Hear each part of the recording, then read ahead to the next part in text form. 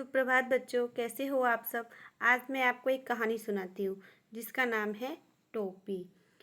बच्चों, ये जो टोपी कहानी है, यह हमारी कक्षा 8वीं की पाठ्य पुस्तक वसंत से ली गई है।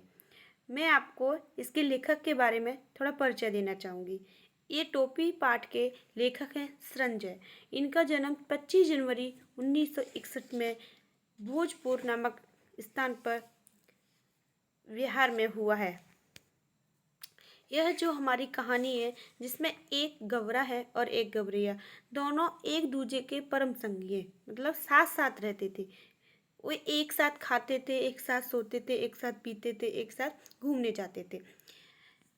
एक दिन दोनों दाना चुगने के लिए बाहर गए तो गबरिया बोली गबरे से कि आपने आदमी को देखा है, वो कितना, उनके ऊपर जो रंग बिरंगा कपड़ा है वो कितना सुंदर लगता है। तो गबरा बोला, क्या सुंदर लगता है? खाक सुंदर लगता है। वो तो कपड़े पहनने से तो उनकी जो सुंदरता है वो ठग जाती है। ऐसा बोला कि उसने बोला कि जरूरी नहीं है कि सुंदर पहनने के लिए ही आदमी कपड़े पहने। इंसान जो कपड़े पहनता है वो मौसम की मार से बचने के लिए भी पहनता है। तो एक दिन गबरिया बोली, मुझे भी टोपी पहननी है। वो जो गबरिया थी वो कैसी थी? धुन की पक्की थी। वो जो बोलती थी वो करती थी। तो गबरा बोला कि तुम किस तरह से ये टोपी पहनोगे? तुम्हारे पास इसके लिए तो सामान ही नहीं है, कहाँ से लाओगे इतना सामान? तो चिड़िया भले ही छोटी थी, लेकिन वो कैसी थी? धुन की पक्की, मतलब दृढ़ निश्चय। उसने अगर जो कुछ सोचा वो उसको करके रहती थी। तो उसने बोला कि तू टोपी कहाँ से लाएगी? तो गबरा बोला, टोपी तो आदमियों का राजा पहनता है, और तू जानती है कि टोपी के लिए कितनों की टाट उलट जाता है। टाट जानते हैं? जो सर पे टाट होती है ना, टाट मतलब घर घर उलट जाता है। टाट मीन्स घर उलट जाता है। जरा सी चूक हुई नहीं कि टोपी को चलते देर नहीं लगती है। कौन बोला? गबरा। क्योंकि इसमें जो टोपी है उसको सम्मान का प्रतीक माना गया कि अगर किसी की इज्जत चली जाती है तो कहते हैं ना, टोपी उतर जाना, मतलब किसी की इज्जत चली जाना। यहाँ पे सम्मान का प्रतीक है टोपी। तो उस गबरा बोला कि ठीक है, अगर तुझे टोपी पहनी है तो टोपी पहन। तो फिर गबरिया एक दिन गई और टोपी बनाने के लिए सामान की तलाश में। तो एक दिन उड़ते उड़ते उसे एक रुई का फागा मिला। रुई का मतलब फागा, देखो उसके मुंह में है, आपको दिखाई दे रहा है। वो रुई के फागे को लेकर एक दुनिया के पास गई। दुनिया किसको बोलते हैं? जो जो जो रुई होती है उसको मशीन से धुनता है, उसको हम बोलते हैं धुनिया। तो उसने बोला, दुनिया भैया मेरी रुई को धुन दो। तो दुनिया बोला कि कैसी बावरी हो गई हो, इस रुई को धुन के क्या करोगी तुम? ऐसा करके वो बोलता है। तो उसने बोला, मुझे इससे क्या करना है? टोपी वो बनवाना है, धागा बनवाना है। तो उसने बोला कि फ्री में आ जाती हो फोकट में काम करवाने के लिए, और मेरे पास इसको धुलने के लिए टाइम नहीं है। तो गोबरिया बोली कि भैया धुन दो ना, और आधा आप ले लेना और आधा मैं ले लूँगी। तो जो दुनिया था वो खुश हो गया कि इस ज़माने में आधा कौन देता है, ये तो मेरे को आधी कीमत दे रही है। इसलिए उसने उसकी रुई को धुन दिया। अभी गबरिया बहुत प्रसन्न हुई और वो रुई के जो फागे को, धुना हुआ फागा था, उसको लेकर ये वो गई कोरी के पास। कोरी कौन होता है? जो कपड़े का सूत काटता है। तो कोरी भैया मेरा सूत काट दो। तो कोरी भी बोला कि तू कहाँ से आ गई है सूत कटवाने? मेरे पास बहुत सारा काम है और मेरे पास समय नहीं है। मुझे राजा ने बहुत सारा काम दिया है, मुझे वो काम भी करना है। तो वो बोलती है कि भैया धुन दो ना प्लीज़, आधा आप ले लेना और आधा मैं ले लूँगी। तो कोरी भी प्रसन्न हो गया कि अभी ये आधा दे रही है तो ठीक है, मैं कर देता हूँ। तो कोरी ने उसका धागे को सूत काट दिया, धागा काट दिया, और बहुत अच्छी तरह से काटा। वो उस धागे को लेकर कहाँ गई?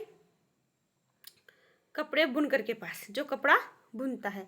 तो उसने बोला, बुनकर भैया मेरा धागा बुन दो। तो उसने बोला, मेरे पास बहुत सारा काम है, मेरे पास राजा ने मुझे बहुत सारा काम दिया और मेरे पास समय नहीं है, पता नहीं कहाँ से आ गई है। तो वो प्यार से बोली, भैया धुन दो ना, आधा आप रख लेना और आधा मैं ले लूँगी। तो बोला ठीक है, चल मैं कर देता हूँ।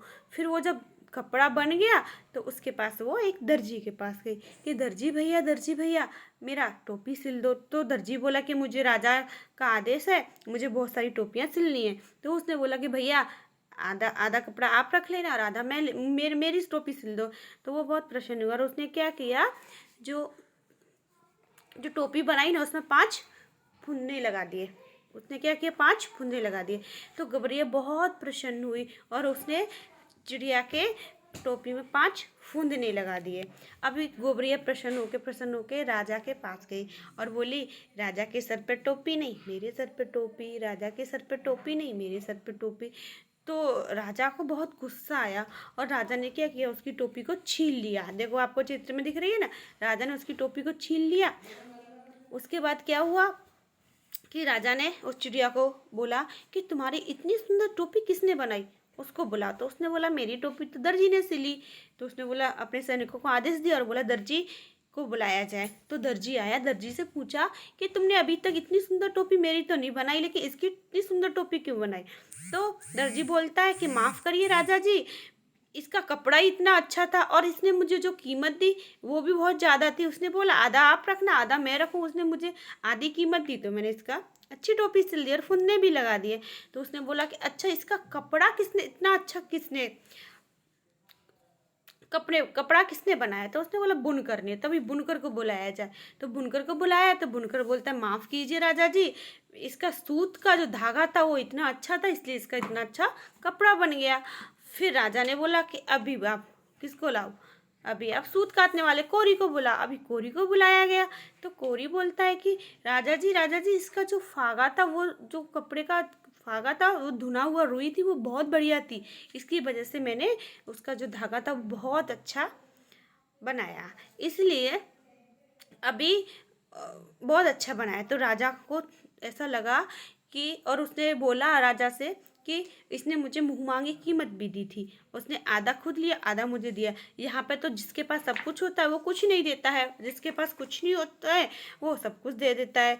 तो उसने राजा ने कहा कि अब ये चिड़िया क्या करेगी, मेरी पोल खोल देगी। इसलिए राजा ने उसकी टोपी वापस लौटा दी और चिड़िया है ना टोपी पहन के वापस चली गई।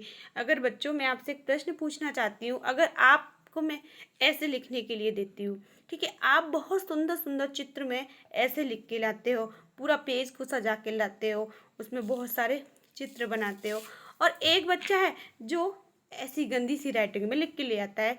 अब जब मैं उसको नंबर देती हूँ तो मैं उसको बराबर नंबर देती हूँ। तो आप क्या सोचोगे, टीचर ने जिसने गंदा लिखा उसने भी बराबर मार्क्स दिया और मैंने इतना अच्छा सजाया तो उसको भी इतना मार्क्स दिया। ठीक है, तो आप क्या करोगे, अगली बार से उसका अपनी जो मेहनत की थी वो नहीं करोगे और आप भी गंदा संदा बना के ले आओगे, क्योंकि आपने जो मेहनत की उसका फल आपको नहीं मिला। तो ये जो कहानी है वो भी इसी तरह है कि राजा सबसे कार्य करवाता था लेकिन उसकी मेहनत का पैसा उसको नहीं देता था, वो कर्तव्यनिष्ठ नहीं था, वो शोषण करता था। राजा क्या करता था, कर वसूल करता था लोगों से, इससे उसकी जो प्रजा थी वो खुश नहीं थी वो। ठीक है, तो आपको इस कहानी से शिक्षा मिलती है कि हमें कोई भी कार्य करना चाहिए उसका मूल्य जरूर चुकाना चाहिए, किसी से फ्री में काम नहीं करवाना चाहिए। अगर हम उसकी मजदूरी देंगे तो वो हमारा कार्य अच्छा अवश्य करेगा। इसीलिए हमको कर्तव्य निष्ठ होना चाहिए, प्रजा पालक होना चाहिए। ठीक है, धन्यवाद।